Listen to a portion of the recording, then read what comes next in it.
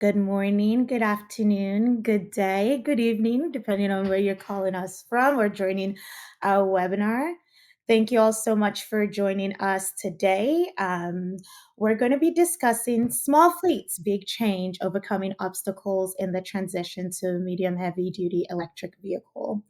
We will examine the obstacles, the obstacles, and address innovative solutions through cross-sector collaboration. And we're excited to have this discussion with our panelists today. My name is Simbiat Yusuf Muller. I am the events manager at Fourth. And before we proceed, and before I pass it along to our moderator today, Akhila Suri, who is a senior program manager at Fourth, we have just a few announcements for you all. Attendees, we ask that you submit your questions through the attendee chat. You'll see some information popping in that right now. We will be sharing the webinar slides as well as the webinar recording with you all after the webinar. So if you miss any part of that, please look forward to the webinar recap email. We will also be sharing some additional resources from our panelists today as well. And if you are new to Fourth, and this is your first time tuning into anything from Fourth, we are on a mission to electrify transportation and bring people together. And we bring people together to create solutions to reduce barriers and pollutions to access for clean transportation. Our work is done in focus areas, and we have a great conversation with you all for you all today. So if you want to find out more about Fourth, the work we do, reports from us, there's a link in the chat. You can find that on our website at fourthmobility.org. And we want to take this opportunity to also thank our members and sponsors. If you're interested in connecting with Fourth, our membership and partnership manager, Rachel Haverkamp, is ready to have a conversation with you immediately. So you can send her an email, or we'll have more information in the webinar recap notes as well. And just announced, fresh off the press, we are having our student scholarship for the 2025 Roadmap Conference brought to you by the Michigan Office of Future Mobility and Electrification. If you know a student that's passionate about clean transportation and climate solutions, this is their time to apply for this student scholarship. The scholarship is going to be open through September 5th, and the applications will be reviewed on a rolling basis. We'll have a link to the scholarship in the chat, and we will also include more information in our webinar recap. And also, this is a good opportunity. We are just under 2 months or just over 2 months to the Roadmap Conference. This is also your opportunity if you're not a student and you're looking to engage with other industry experts. This is your time to register for the conference as well. And with that, I don't want to hold anyone further. Akhila, can you join me on stage so we can get the show on the road?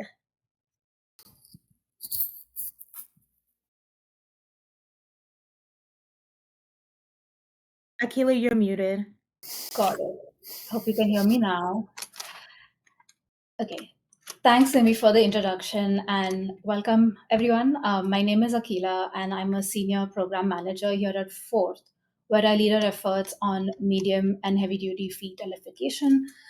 I'm really excited to be hosting today's conversation because it's a really important one.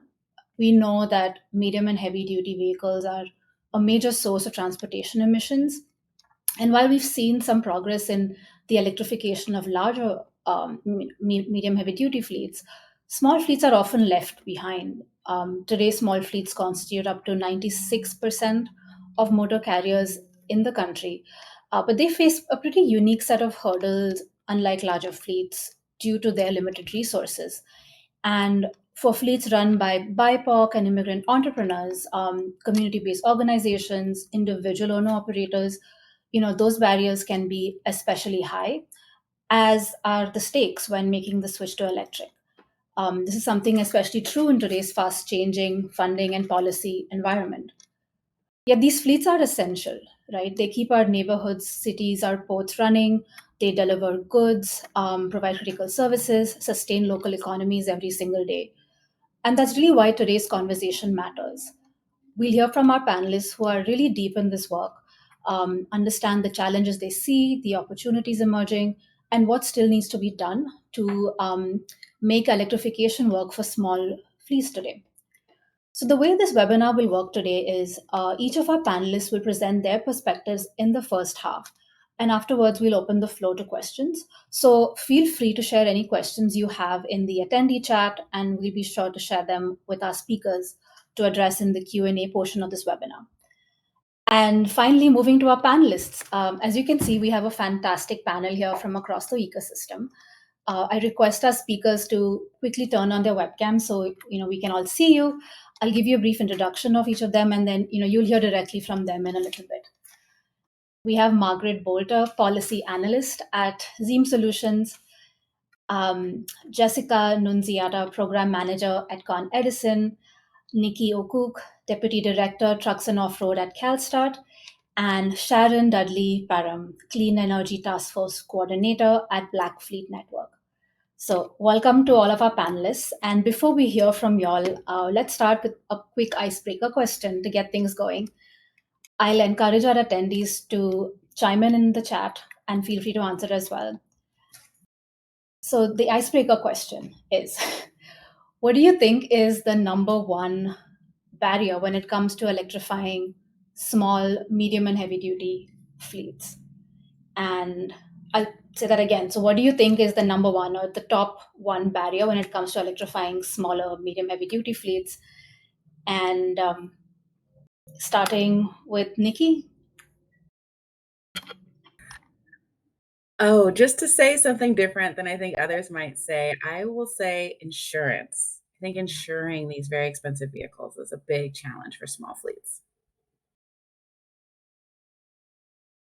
Jessica, Sharon, Margaret, feel free to jump in. Yeah, I'd say the total cost of ownership. I am seeing a lot of funding and costs in the chat, so I'll also throw in their resources as well, having the in-house resources.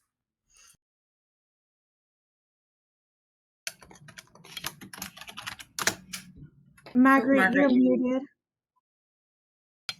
Thank you. So I'll jump in here. The obvious answer is cost and the high price, but to dig in on that and share an illustrative example, we had a small fleet that was really interested, and we were able to get the cost of the truck all the way down to $0, but the taxes alone was too high of a cost burden for them to make the switch. And so I would say taxes would be the highest price or the highest barrier, since that's something that historically hasn't been incentivized in most contexts. And I think, this is Sharon, I think from the Black Fleet Network perspective, it's the same, it's cost. And even though there are other elements that clearly are impacted by that cost, there's a little bit of a domino effect to that. It seems to be that cost and some element, whether it's the financing of the vehicle or the taxing, the taxes of the vehicles, or other elements associated with tax in terms of owning the fleet, really provide barriers for people entering from a small and medium-sized fleet perspective. So, agreed.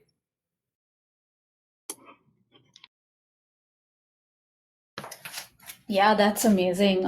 Cost, high prices, taxes, and something that comes up a lot for us, and that I think is something we need to start talking about is having the access to the right information about what funding is out there, what sort of technology. So that's something that I would like to share as well. All right. Thanks everyone for participating. We'll now quickly move into your presentations. So to our panelists who are not speaking, feel free to turn off your webcams, and I'll invite you back on to speak and to answer questions. And without further ado, then let's get started. Passing it over to Sharon from the Black Fleet Network. Thank you so much. So I'm Sharon Dudley-Parham from the Black Fleet Network. I work on the Clean Energy Task Force of the Black Fleet Network, which is a subgroup of the BFN team. I work with another co-lead of mine, Rosalind Ward-Nelson, and we coordinate and lead the Clean Energy Task Force of the Black Fleet Network. I do want to give you just a little bit of background about the Black Fleet. We are a nonprofit 5013C organization that focuses on the empowerment of diverse professionals, not only in the fleet management, but across the automotive mobility and transportation space in general. And we are a statewide membership-driven platform in order to support greater equity and opportunity, again, among fleet professionals, but also across the automotive mobility and transportation space. I can't seem to move forward, so if you would please move the screen forward. The organization has been around for quite a bit, but really began to recognize in the pivot to clean energy, the more recent pivot into the clean energy space, the organization began to recognize some significant facts that continued and actually advanced in the most recent time frame, and that's that underserved communities continue to be overexposed to pollution. And not only that, but that the clients that had come to us with regard to programs to be developed, we're really struggling to develop the programs to include underserved communities. Underserved communities continue to recognize stronger likelihoods of harm associated with pollution. So the numbers that you see on the top reference Black communities specifically, where 75% of Black communities tend to have pollution sources embedded within their resident or within their communities much more often. So if you take a standard look at what is anticipated across the states, 75 Black communities are 75% more likely to experience having those pollutions as sources in their communities, and 56% of African Americans specifically are much more likely to be negatively impacted, and usually health-wise, by those. And the clean energy sector itself actually lacks representation. So you see those bottom factoids represent that 83%, approximately 83% of fleet managers are white men, which suggests that 16% are women or identify as other than white men. And within that, for fleet managers, less than 20% tend to identify as ethnically diverse, either Hispanic, Latino, Black, Asian, etc. And usually that number is actually pretty high. Other elements of the ecosystem, other groupings, suppliers to the OEMs, etc., tend to be a lot smaller than that. So significant underrepresentation of ethnics in the space. And so we began to look at not only trying to bring the underserved communities to par, but we began to ask questions associated with the what ifs. What ifs communities that are most burdened by pollutions actually could become the clean energy sector's biggest advocates, the leaders in this space? And we really began to focus as a guiding principle on specializing in strategic guidance, design, optimization, and implementation centered on equity, access, community empowerment, and trust. And we don't see ourselves, so that we don't see ourselves as competing with other organizations that are focused on this. We're supplementary and want to ensure that we really can be part of the solution when it comes to the transition into the clean energy space. Oops, sorry about that. So we also asked, what if programs that our clients were coming to us for, what if those programs were supported by an ecosystem? And when I say our clients, I don't simply mean OEMs. I don't simply mean EV charging organizations. I mean also fleet managers, people who are interested in purchasing into the fleet space. The barriers for entry that we had just spoke about were significant, but there are other elements of that. Just as was mentioned, just as Akhila mentioned, there's an understanding of what really a solution could entail.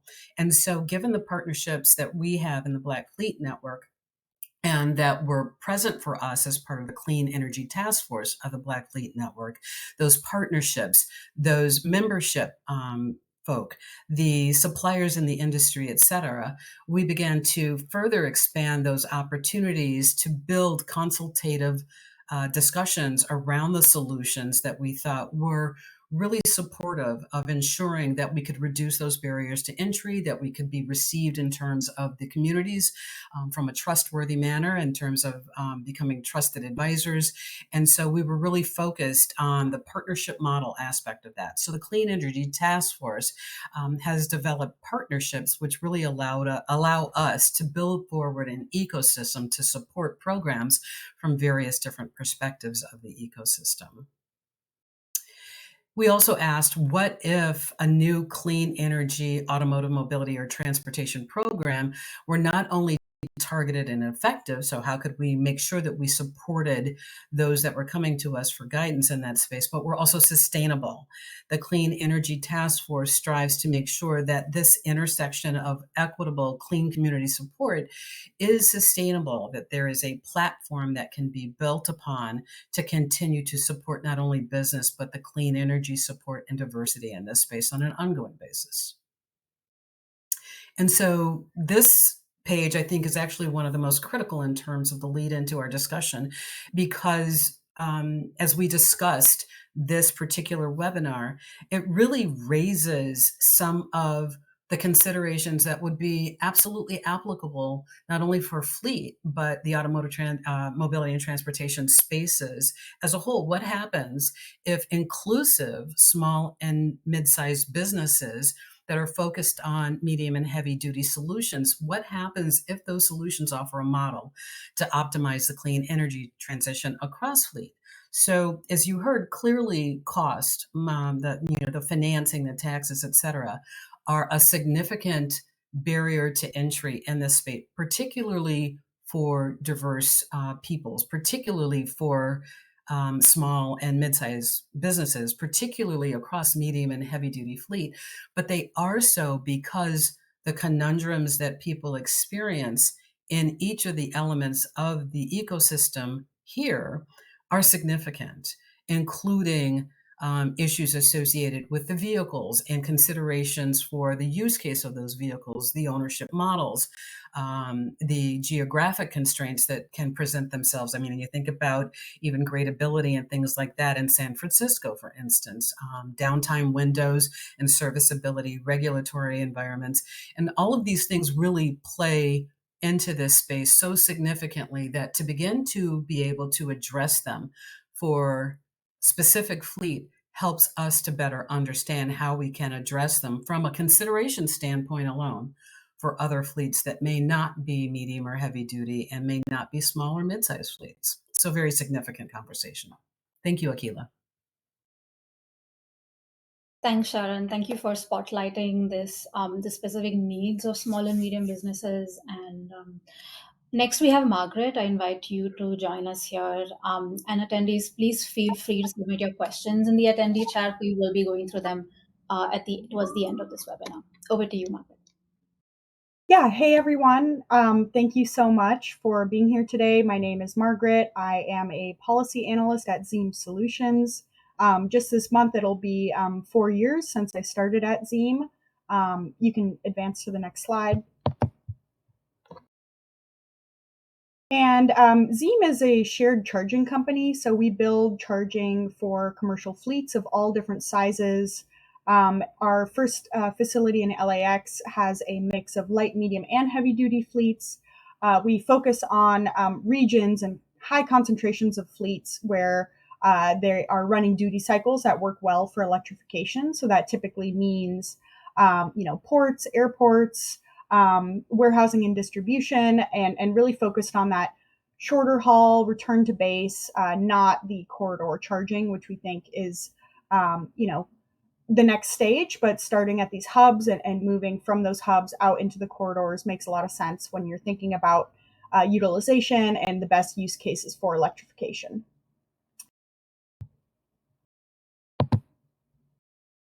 So we focus on 3 different types of models, with our emphasis being on that first piece of a shared charging depot. So this is where we design, build, and operate the chargers. So what that looks like is we have depot coordinators on site 24/7 that are there to greet a fleet driver as they come into the driveway. They pick up, the keys, they do a quick inspection of the vehicle, and then take that vehicle and charge it and make sure it's ready for the driver's next shift. And the driver gets to just go home at the end of their shift and not worry about plugging in the vehicle or doing any of the maintenance. And we have packages all, across the spectrum, starting with just pure access to charging, all the way up to full service, helping with the vehicle lease, as well as wash, maintenance, office space, and really everything in between. And then one of our other offerings is a co-located depot. And this would be where a fleet has their own property and they want us to come and build a shared charging hub at their site. And so we're able to have this anchor customer that's driving a lot of the utilization and really good economics for that site. And then, on half of the site or a portion of the site, we would be operating a typical kind of shared charging depot that's open to any fleet that wants to utilize the infrastructure. And then our depot coordinators would be helping to coordinate a lot of the operations and ensure operational efficiency. And then the third offering we have is in-yard infrastructure, just helping fleets build charging behind the fence in a very typical kind of private charging way. But our biggest focus, again, is on that shared charging infrastructure. So here are the services that I kind of talked about. I think when you're thinking about small fleets face a lot of significant barriers to electrification.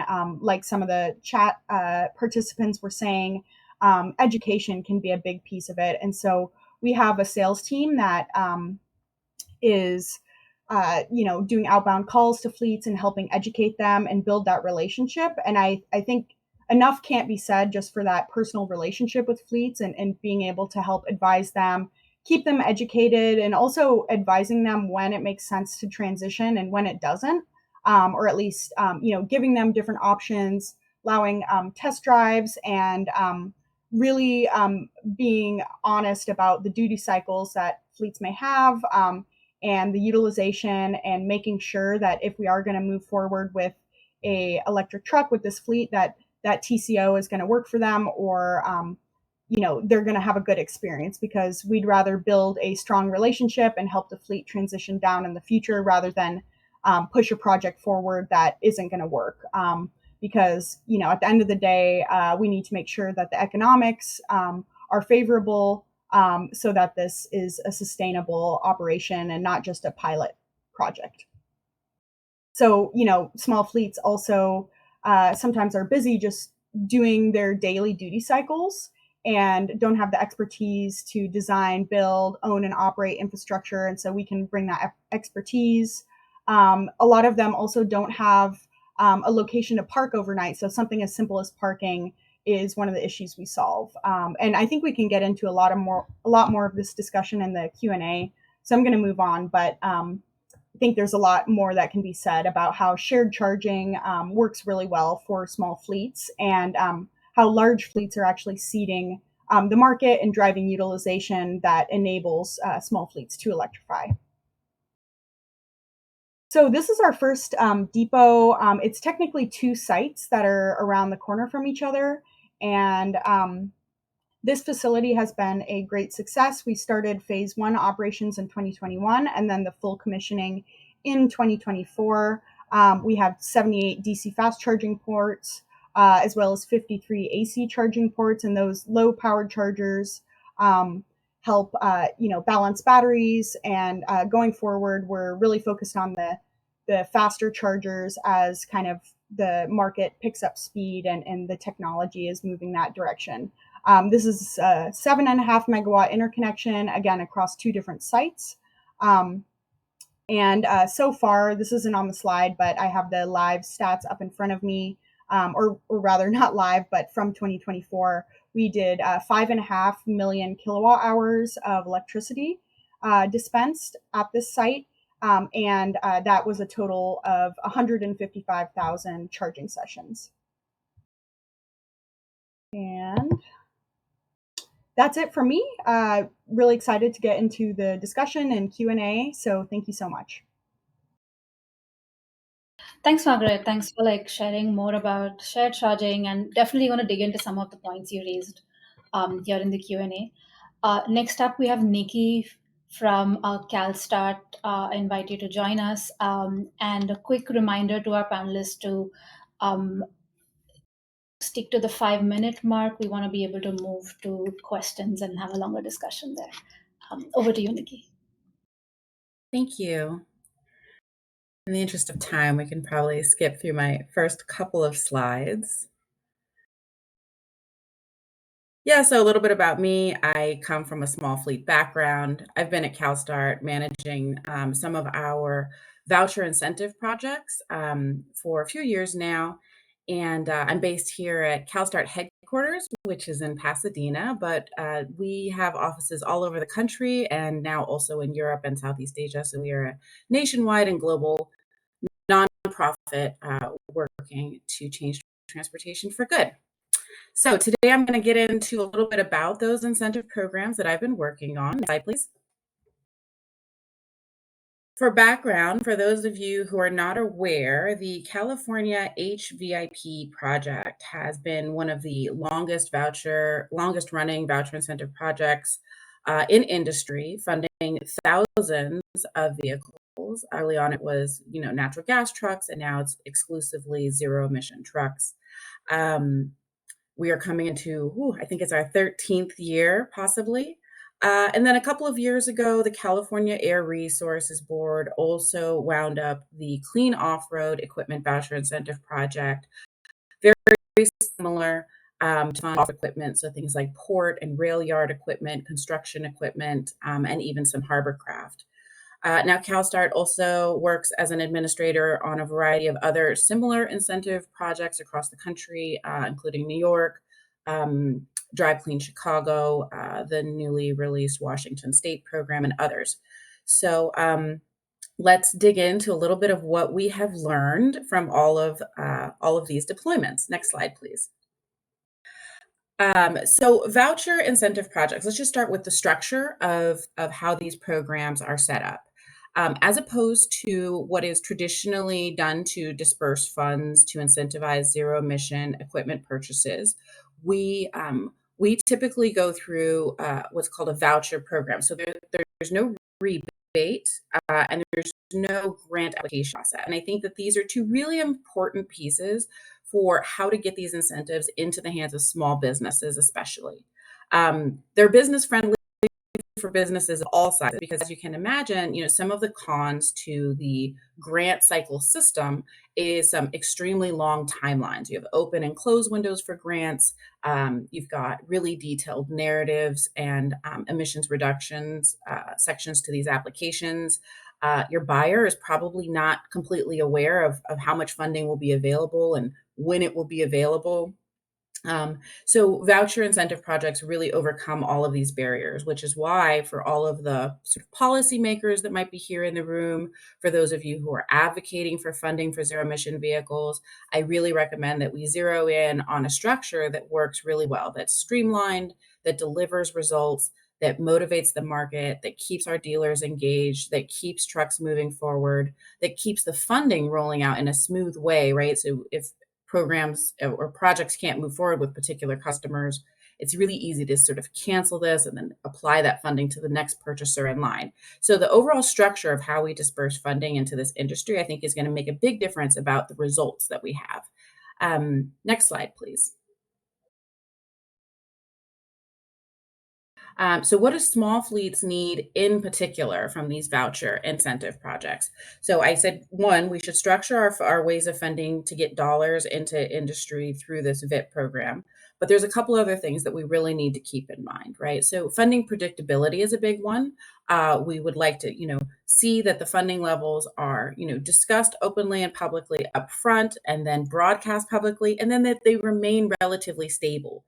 Whenever you have incentive programs that are opening and closing, and you have incentive levels that are going up and down, it creates a lot of uncertainty in markets, right? I think that's something that everyone on this call can probably relate to, right? We have so much incredible uncertainty right now around funding availability that it makes it really difficult for businesses to make decisions. Large businesses at large scale and small businesses at a scale that matters the most to them, because the wrong decision can put them out of business. I also really recommend, when we're thinking about advocating for these programs, designing these incentives, and implementing these projects, that we really think about the fact that small fleets need a little bit more flexibility, right? They're sometimes very challenged to come up with, say, if a utility program requires a 10-year lease on their property, right? It's very difficult for small businesses to sometimes come up with the documentation that's required in these programs. And then my note about scale, I think very often we tend to think about small fleets and small businesses as that single truck owner operator. And while that is actually a huge share of the market, almost half at least here in California, it's the most difficult segment to electrify.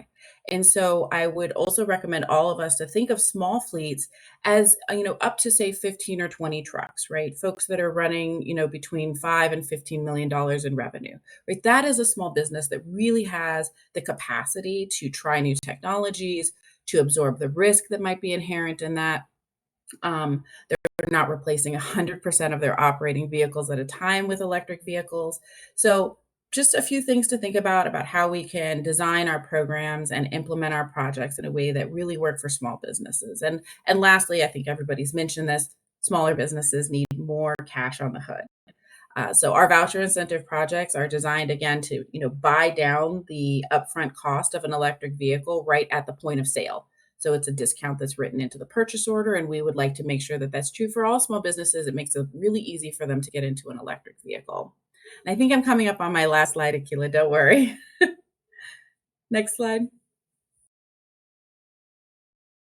So we did some research, and these next two slides really describe some of the things that we've learned. We work with dreamcorps.org, and you can access this report online. It's called Taking Charge. And it tells us directly from fleets what they believe are their greatest barriers and greatest opportunities. And so what's most important for us is to really listen to the community that we are trying to impact. In fact, when asked what was the greatest barrier, they did not say it was money or funding. Most small fleets said right up front that they just did not know enough about the technology, right?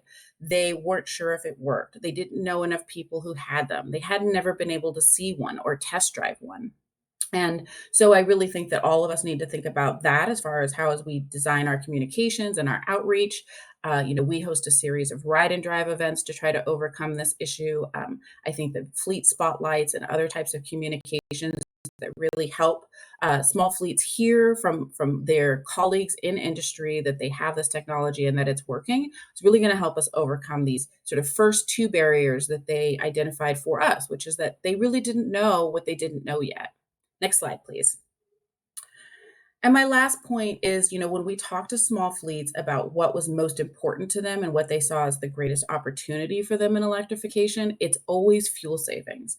And so that's also really important, right? When we're talking about how to do outreach and communications around the programs and the incentives that we have available for small businesses to take advantage of, we really need to speak to them about the things that matter to them most. And for them, it's always going to be the bottom line fuel cost savings. So again, another recommendation to all of my peers here who are working in policy and research, analysis, communications, that we focus in on the things that these folks need to know, right? So total cost of ownership, fuel cost savings were the top issues. And you can take a look at all of these slides and all of our findings, again, at this Taking Charge report that's available online. My last couple slides just leave some room for questions and a way to contact me. So look forward to our discussion. Thank you so much. Thanks, Niki. And now over to Jessica from Edison for a utility perspective. Thanks, Akhila. Hi, everyone. I'm Nunziata, the program manager for the medium and heavy duty pilot program at Edison. CONASEN's a utility in New York City and Westchester that delivers electric, gas, and steam to the 10 million people in our service territory. Really excited to be here today. We know there's a lot of unique challenges associated with electrifying small fleets, so I'm here to highlight the different programs and services that we have to help meet fleet electrification goals. Next slide, please.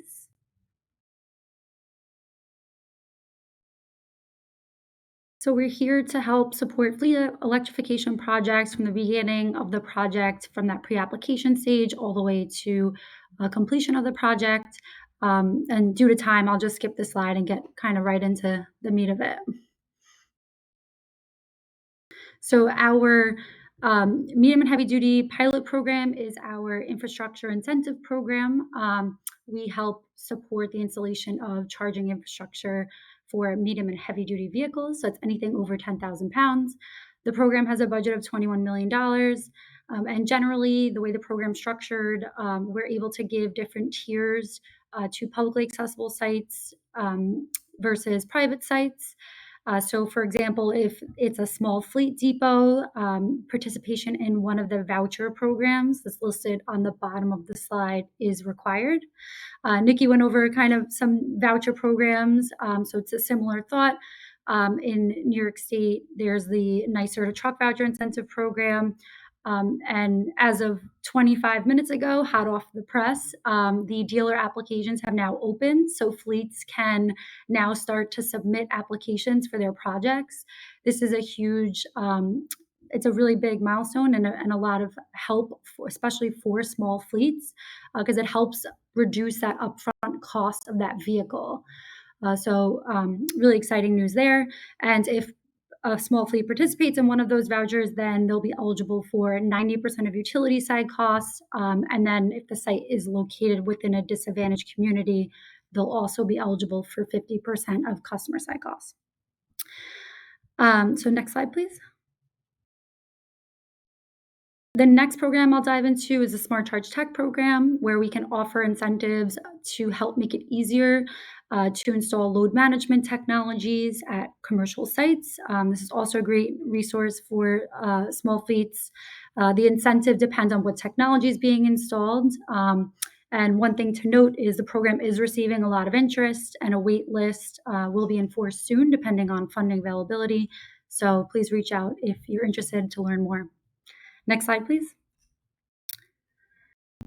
Another program we have to help with that total cost of ownership, which we've heard is a big barrier for small fleets, is our managed charging program.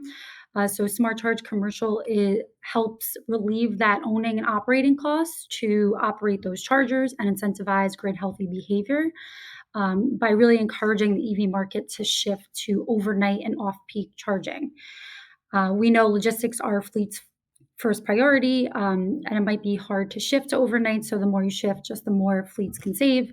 And we know this can get confusing. So on the next slide, we have, if you could go to the next slide, please, we have a charging calculator, which is a great tool for fleets to use to help understand their future electricity costs.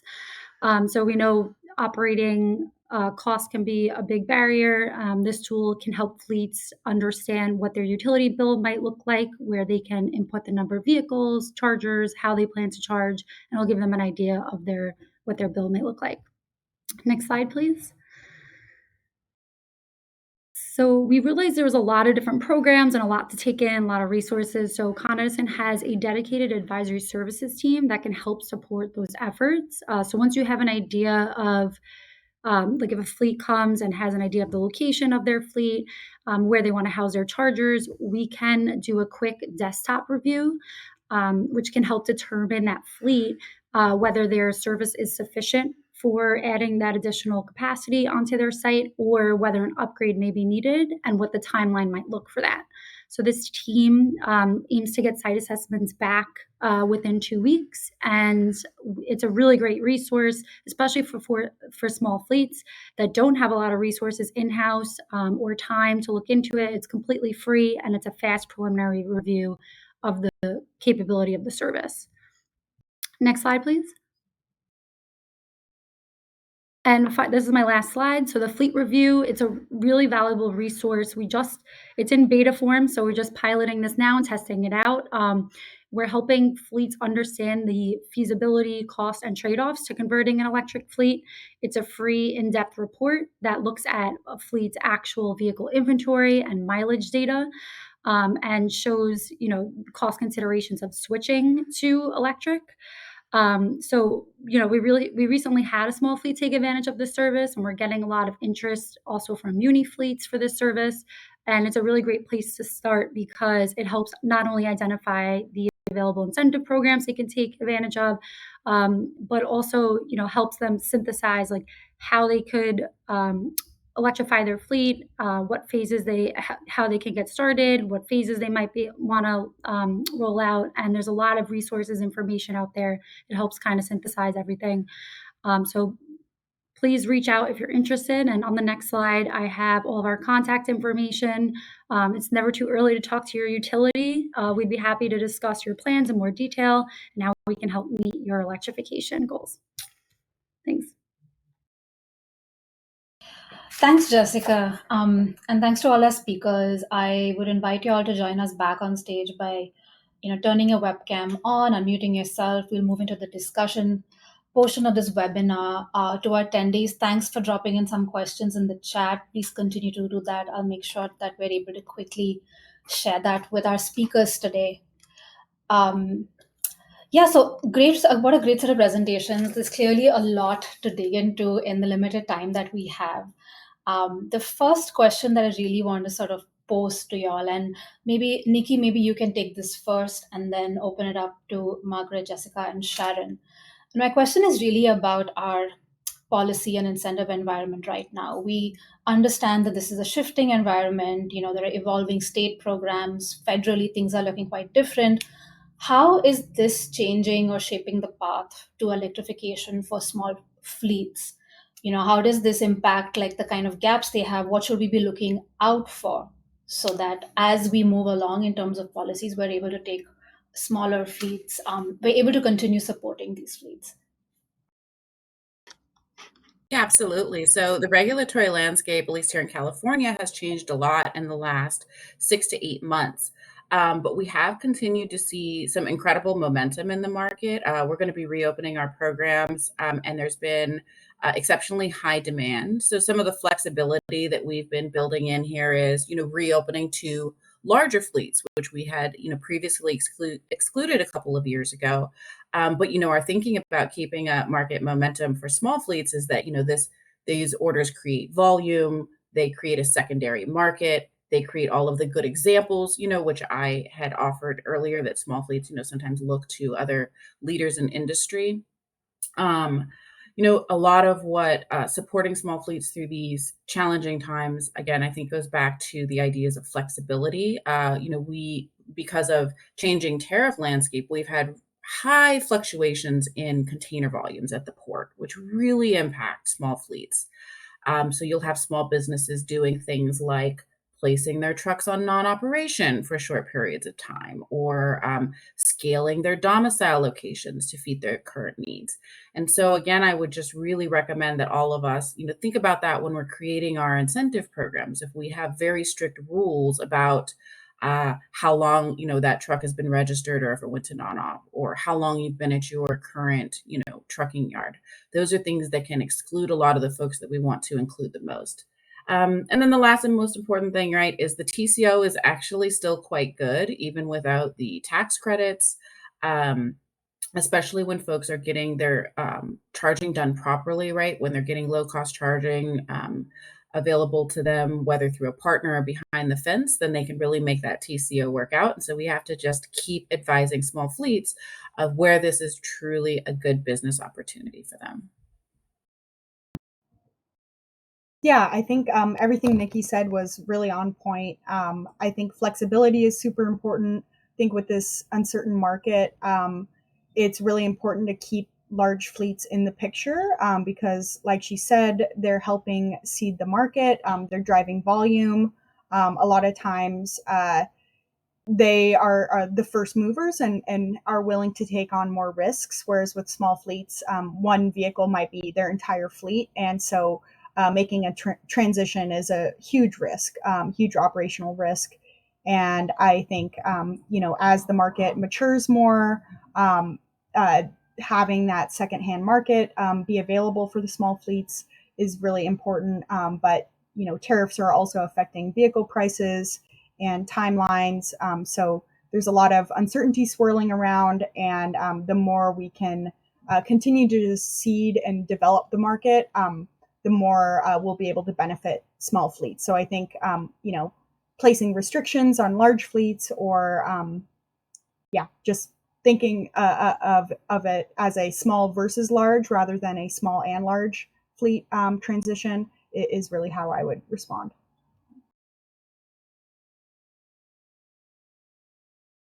This is Sharon. I agree with all of what you're saying. I do come back to Akhila's point about the information really being golden, because even when it comes to communicating with larger fleets and trying to make sure that the message to OEMs gets across that these small fleets can actually build up a volume. Unfortunately, for coming from a very large OEM, one of the considerations is level, stable, smooth production. And the large fleets actually give you a better forecast for that understanding. The small fleets sort of fall away. A relationship with a dealer becomes difficult because many dealers, to be frank, medium and heavy duty trucks are scary to a lot of people.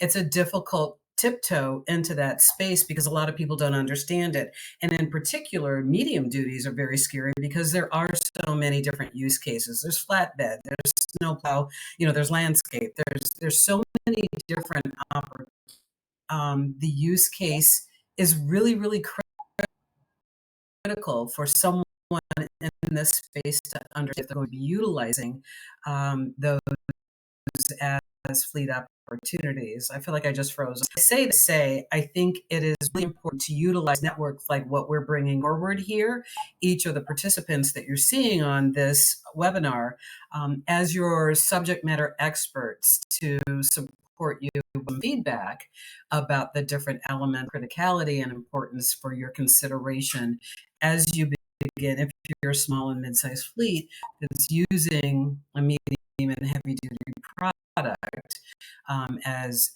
part of your consideration set. I hope that I came across. We were able to hear you for the most part. Jessica?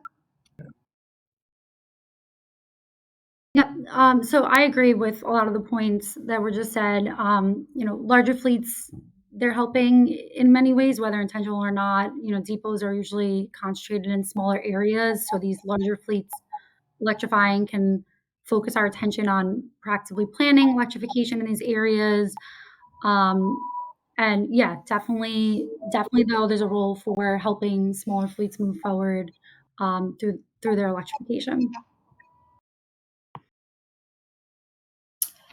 Perfect. Yeah. Moving on to our next question, which really speaks a lot to what Sharon, what you were saying. We know that a lot of small, medium, and heavy duty fleets are owned and operated by folks in historically underserved communities. These are BIPOC, immigrant-owned small businesses. So, in this conversation, what does it look like to make sure we're meaningfully reaching out and meaningfully continuing to support these fleets so that they're not left behind in this transition? How does that look different from, let's say, outreach and support given to a larger fleet? And maybe Sharon, we can start with you, and I'd like to open it to Niki, Margaret, and Jessica after that. I think the difference is, and you're a large fleet, and especially if you've been a large fleet around for a good period of time, the understanding of your business case and your partnerships are pretty solid.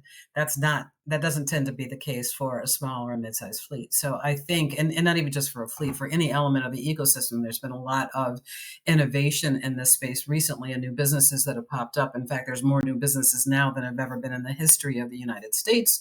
And we are having more and more people who are interested in this space, challenged, but interested.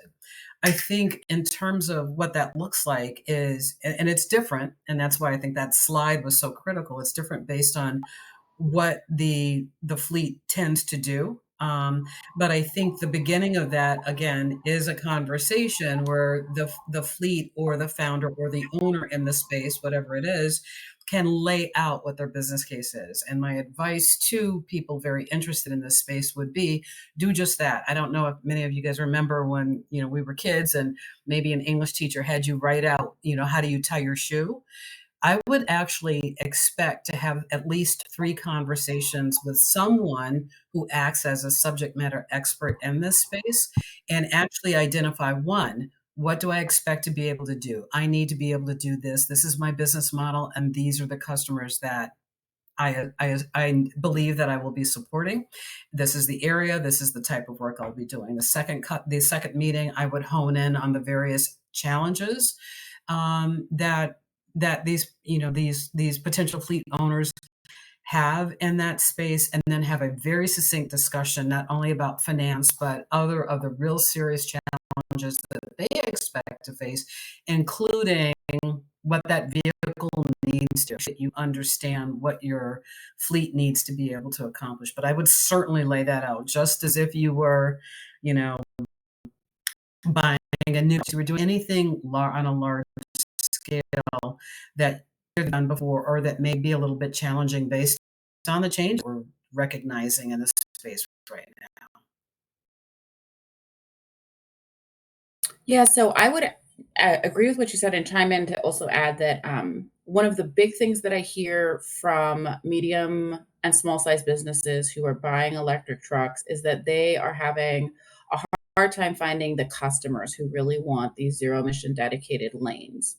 And the reason why that relates to your question, Akhila, is that, when you're a small business, you don't always have that, maybe from generations or years in business, of relationships with all of the gatekeepers in this industry, right? We've got lots of brokers that might be standing between you and a big beneficial cargo owner, right? The big Nikes, Walmarts, and other corporations who are trying to find zero emission lanes, but typically purchase their transportation through other channels. So I think that's a big gap that all the very smart and dedicated people in this room with us today could really put our heads towards, right? How do we begin to bring the beneficial cargo owners, the shippers, to the table and get them connected with the small and medium businesses who really are trying to make the transition to zero emission. Now, I know there's large fleets that are definitely doing this, but it would be great to give them a little bit of competition from folks who are starting out and need some help making those industry connections.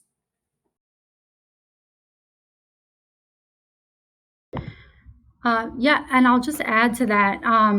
The Climate Leadership and Community Protection Act of the CLCPA specifies that disadvantaged communities can't be disproportionately burdened and should be prioritized for reduction. So, our program helps support that. Our pilot is far exceeding that requirement that they have of 35% of benefits from programs going to disadvantaged communities. Currently in our program, over 85% of our projects are in disadvantaged communities. But also at the same time, we know that electrifying vehicles and depots, even located adjacent to or outside of disadvantaged communities, will help air quality because of how much time those medium and heavy duty vehicles spend operating within and also idling in DACs. So electrification, kind of like anywhere, is going to bring benefits broadly to all people. And so, yeah, because vehicles move and because emissions move, electrification in certain areas will help expand across the board. Yeah, really wanted to echo everything everyone said, especially that last point you made, Jessica, about electrification benefiting air quality everywhere. I think the more that we can show that the economics work for this space, the better positioned we'll be to improve air quality and improve the livelihoods of everyone. I'm going to take this question a little bit sideways and just mention, for example, women truck drivers and truck drivers in general have a hard time finding places to even use the restroom. And so thinking about some of these other services that a provider like Zeem offers, like dedicated bathroom space, there's a lot of other pieces to this puzzle. And if you really want to, go to the other end of the spectrum from providing office and bathroom space and lounge area, just thinking about the depot as a whole, thinking about energy storage, on-site generation, and resiliency is really important. And it becomes very complex. So just making sure, we're understanding the depot as an ecosystem and how it's interacting with the grid and the region. It's very complicated, and sometimes, it makes a lot of sense to at least start your electrification journey with a partner like Zeem, with a third-party charging provider, and then, learn a lot and eventually deploy your own behind-the-fence infrastructure if that's, what you end up wanting to do. Yeah, thanks, all of you. This is super interesting and helpful. And unfortunately, we're coming up right at the end of the webinar. So I just have one last final question to kind of wrap us all up. And the question is, and some of this again would perhaps dig back into some of the insights you all shared. But in one sentence or less, for small fleet operators thinking about going electric, what is that one piece of advice that you'd like to offer? And we can start with Jessica. Not to put you on the spot, but let's start with Jessica. That's okay. One sentence or less. Like this can be biased, but speak with your utility early. Usually that's not the case. And take advantage of free resources that are out there. There's a lot of them, including ones I spoke about. Mm-hmm. Margaret? Yeah, I think the answer I hear most frequently from utility people and everyone is speak to your utility early and often, but just educate yourself, go to ride and drives. That was more than one sentence, but thanks. We like them all. Niki? I'll add on to this theme. Talk to your landlord first.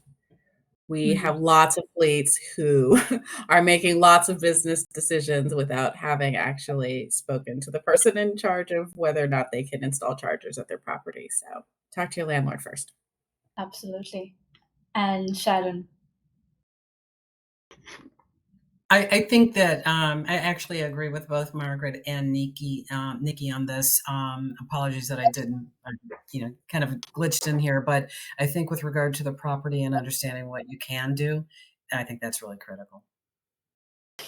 Amazing. Okay, well, thank you to our panelists, and over to you, Simbi, to help close us out today. Thank you so much for such a great panel. Thank you, Sharon. Thank you, Jessica. Thank you, Margaret. And thank you, Niki. So lessons learned, just as to wrap it up. Speak to your landlord first, then call your utility, or call your utility, then your landlord. There are free resources, educational opportunities. So utilize those resources like this webinar to make sure that you're fully aware of what's available to you as you also are working into moving on to the transition of smaller fleets to electric vehicles. But wanted to say thank you so much all for joining us today. And thank you, Akhila, for leading the conversation. We have the contact information for our panelists here. I know we had some questions in chat about that. We will follow up with an email, which will also include our panelists' contact info, as well as resources that were mentioned on the webinar recording, and the webinar slides. So if you missed anything, before the end of day, you should be receiving an email from Forth soon. Again, we hope that you join us on World EV Day, September 9th. I don't know if you all know, but World EV Day is coming up. We will continue our electrification, transportation, and clean transportation conversation with navigating transportation electrification in cities with a multifamily housing focus. We hope to see you all there. And lastly, we hope to see you all at Roadmap this year, where conversations like this and more will be happening. And this will be an opportunity to meet in person with great people doing great work in the industry.